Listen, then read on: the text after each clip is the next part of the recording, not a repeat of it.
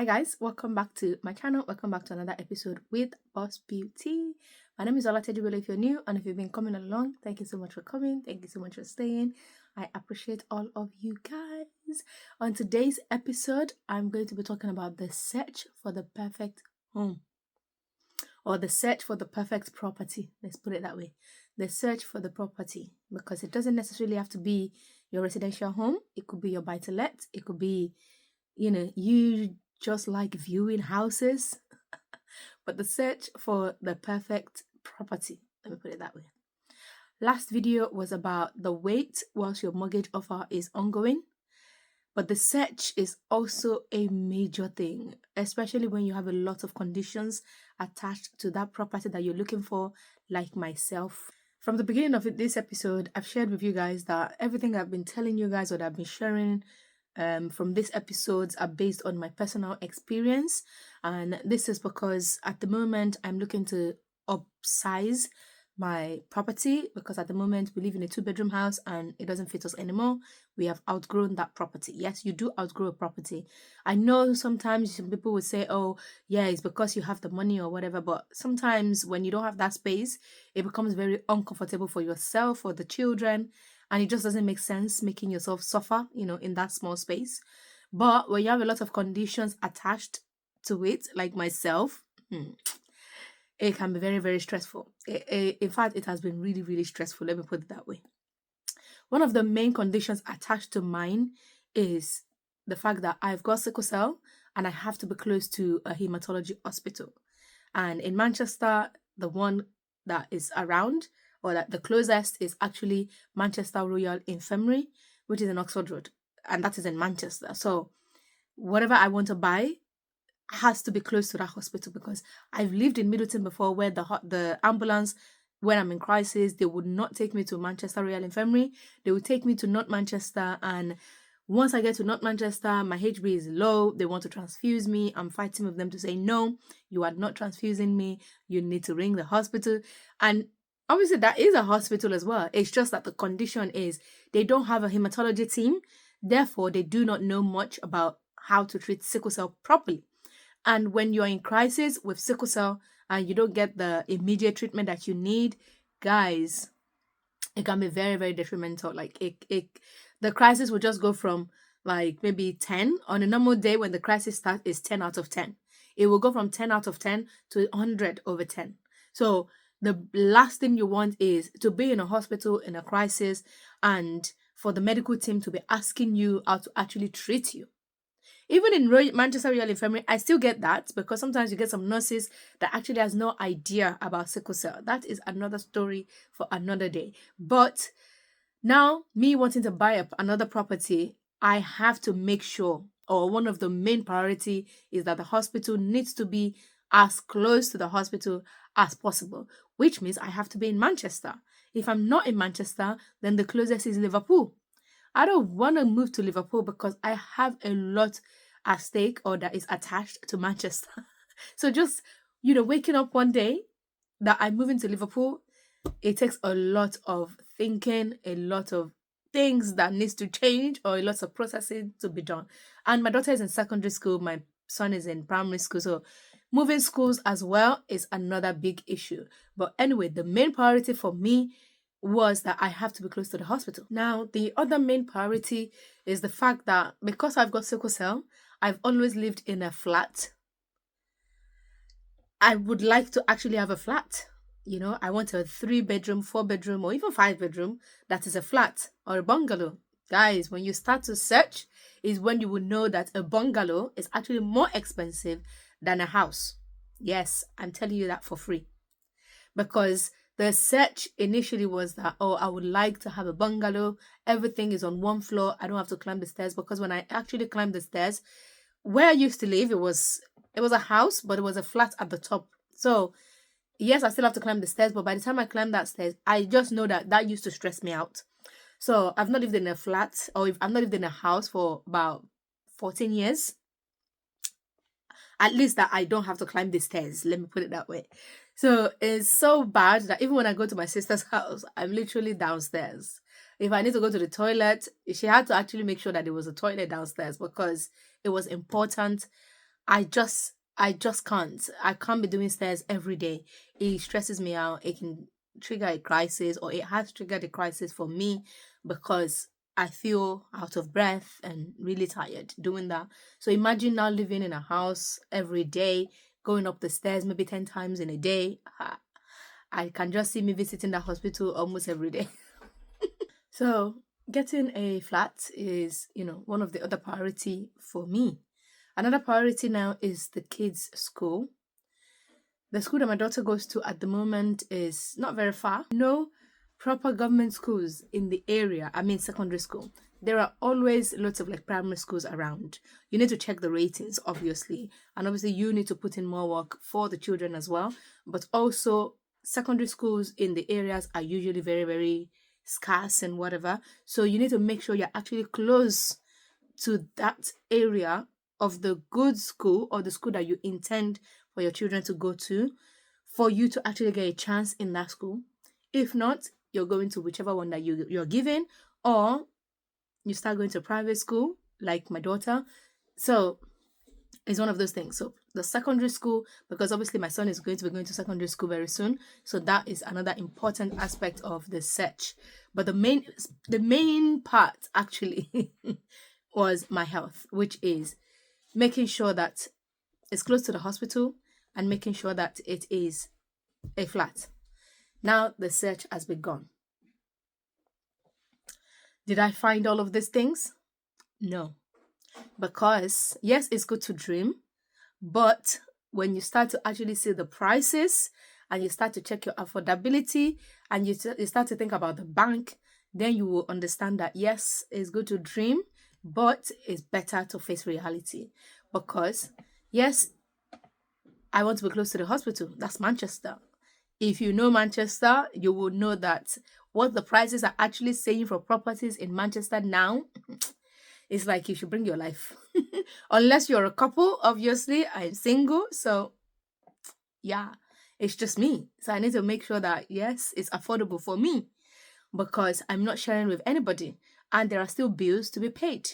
And then the other one, which is it needs to be a flat, I started to look and the bungalows, very expensive, unaffordable for me. So yeah, I left that.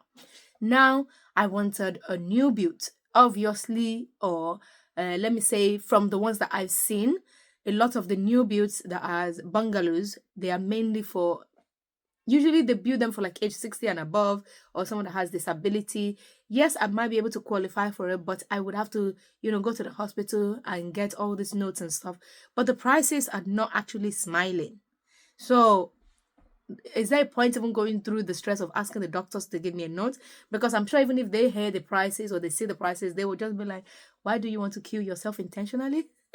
So there was no point. So anyway, but I still wanted the new build. So now going to search or going to look at new builds, the ones that are still a little bit close to Manchester, like Oldham. So if you know Manchester well, you'll know these areas.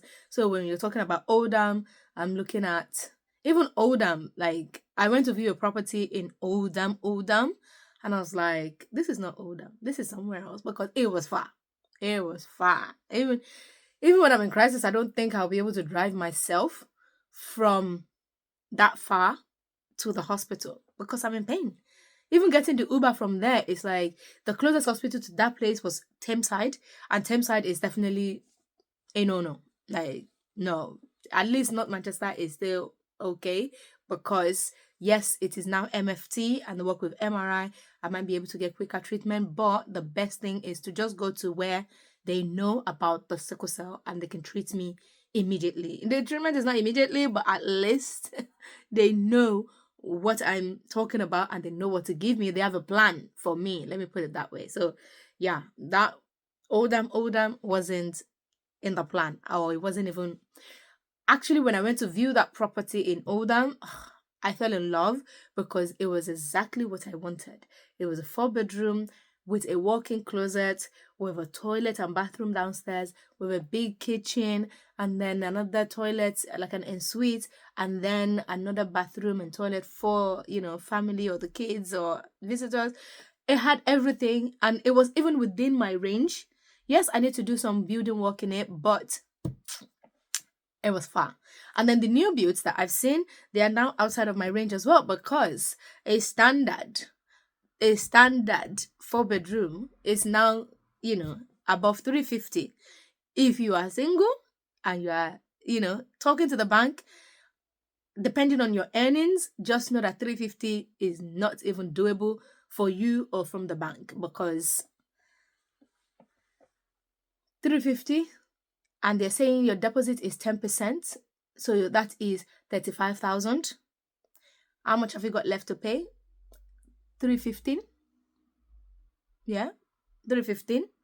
Is the bank going to loan you 315 if you're earning up to 50,000? I don't know. I doubt it. Unless you have a second job that is now going to add up to that 50,000, then yes, maybe. But it's just one job, and you want to buy a 300,000 house or a 350,000 pound property. Think properly. Think before you actually get into it, because don't forget, there are bills. There are bills to be paid. Now, the other things that you need to check as well when you're searching. Now, this has nothing to do with my health or anything else, but there are other things. And one of the other things is you want to check to make sure that the council tax you're going to be paying is going to be affordable for you, because imagine buying a property of 350, so you've borrowed 315. That is you paying about £2,000, or yeah, close to £2,000 monthly. And then you still have to pay council tax. Now your council tax is council tax band D. You're paying 200 and something. And then you have a car loan of £500. And then you have to pay your water bills. Don't forget, the higher the property or the more the size of the property, the more bills you will be paying. The higher the letter of your council tax, the higher you're paying. If you're a student, yes, you might not be paying, because you will get the letter from school to say that you're a student, and you'll be exempted. But if you're not student like me, be wise. So yeah, you need to make sure that your council tax is within the range that you can afford, which is at least council tax A. At least for me, it needed to be A or B. Anything away from A or B is now too much. It's out of my budget. So yeah. And then the other thing now is you need to check the EPC of the property as well, which is the energy performance certificate of the property. If this is going from like D and above, D is okay. If it's E and above, you risk actually the chance of getting a property, because anything from E, the bank are going to need a lot from you. Not in terms of money, but they want to make sure that the property is actually energy safe. Like, you're not using those chandelier that has 30 bulbs. Yes, you can have it, if you can afford it, that's fine. Or if they are LED and they do not take much electricity. But if your property is EPC E above, or D, then it means that it's something that is, costing you the higher performance, the higher usage. So those are the things that you need to check as well. So again, based on experience, other things that I've bought, other properties that I've bought, I know what a property with EPC of E means or looks like. So it was a no. A D, I will manage, but I wanted something that was in a good state. So those new builds are actually between A to C, which was one of the reasons why I wanted the new build as well. But looking at the price ranges, they were not affordable for me. And I wanted a 4 bedroom because my mom stays with me. We are four. I want each person to have that, because what is the point of looking to upsize when the reason for that in the first instance is for us to have our space? So now still going to buy another 2 bedroom because it's new doesn't make sense. So I needed to make sure that it was big enough to fit all of us and make sure everybody has their own separate rooms. So a 4 bedroom was ideal. That is what at least a 4 bedroom is the minimum that I wanted. So now that the properties prices are too high for me, and then a lot of the new builds as well, their council tax is some are it depends on the location of the property. Some are between B and C, but a lot has D. Like, what? What? Council tax of D is a lot. Like, I actually saw one in auction and I was like, oh my God, I should have, maybe I could get this. It was a 4 bedroom. It is actually big. Even though, yes, I need to do some work, but it was big. And the starting value was at 220. And I was like, yeah, at least if it sells, that property, definitely the minimum it would sell is around 300,000 or more, because they actually put it there as well that there's a similar property in the area that was sold at 379. That property is big. So I was still saying no to 20. Yeah, let's just see. By the time I saw the council tax, I was like, yeah, look away. Because the council tax was D. I was like, no, no, thank you. Let's leave it as it is. It's okay. So I just left that. If you're not considering your pocket when you're searching for houses, trust me, guys, you will just fall for the trap. And then at the end of the day, you buy the property, you will start stressing. And that is one thing that I don't want, because at the moment I am stressing. I pay all of my bills by myself. So, moving, yes, I want something bigger, but I still want to be stress free. I go on holidays now at least once a year.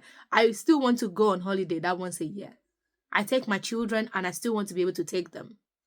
Yes, the economy is not economy at all. It has affected a lot of things, but I still don't want to be using all of my money, like all for bills, all of my salary for bills. No, you still want to leave some for that enjoyment. I still want to be able to eat my Chinese when I'm sick. Like when I'm in crisis, I'm not able to eat.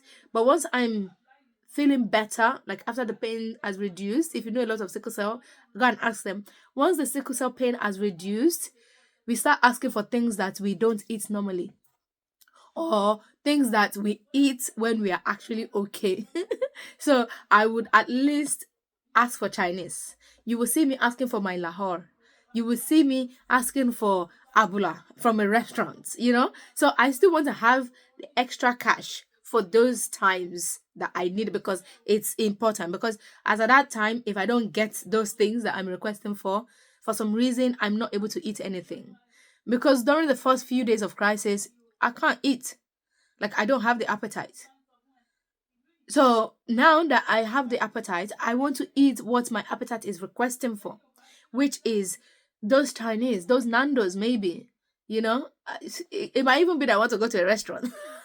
But yeah, seriously, I still want to have the extra cash for that time. So it is very important to make sure that, that extra cash is still there. You check your pocket before you even go to the bank. Because yes, the bank will tell you that your pocket cannot afford it. But before you even go, make sure you assess yourself. Make sure you know that, okay, what I'm buying, if I move into it, it will still be livable for me. Like, I will still be okay. I will still live the life that I'm living currently. If you're lucky and you're two people that are paying for it. In fact, at a point, I actually thought about, oh, maybe I should use my sister's name, and then the two of us can, if I do that, then I'll be able to afford more. So the bank will be able to borrow me more money. But then when I sat down and I thought about it myself, I was just like, yes, I can use my sister's name, and yes, I can borrow more money. But is my sister going to help me to pay? No, I'm still going to be paying for myself. So, no. My remortgage when I did it was about 82,000, and the interest rate was like 5.6, something like that. And I'm paying £587 every month. So imagine you're borrowing a double of that amount and it's the same interest rate. So a double of 82,000 is 164,000. So a double of that you'll be paying monthly on the same interest rate is 1,160 something, 1,164. If that's correct, yeah, you'll be paying something like that. So now that is you buying a property, or you're borrowing an amount of 160 something thousand. But with the kind of property that I want, it's not even, at least I want to borrow 200 and above. So now let's say I'm borrowing 3 times of that 82,000. That is 240 something thousand. I'll be paying about 1,700 back monthly from my salary of 2004. money is finished. So you just, when you see me looking at properties, I'm actually, in fact, I need to share some of the properties that I actually went to view so that you guys can actually see what I'm talking about, the kind of properties that I've gone to look at, the kind of properties that I've seen, you know. But when I start to think about my pocket, please let them go. Let them go. So, anyway, apart from that, again, the EPC, I've talked about the council tax. Another thing that is important as well is now you need to think about the bills, the other bills, because there are lots of bills that you're going to be paying. Why do you want to put yourself in a situation that you cannot survive? I see some YouTube videos of, I'm earning 3,000 and my mortgage is 2,005, and I'm thinking, what are you thinking? What are you doing? The other day I was speaking to someone and it was just, I don't know how people do it, but I do. Like I always say it all the time on this platform. Little stress actually triggers a crisis for me, and even though I try not to stress, I still stress because you are human. There's no way you're not going to stress. So now adding the stress of bills to it, or even more bills, because the bills at the moment is stressing me. Now adding more bills to that stress.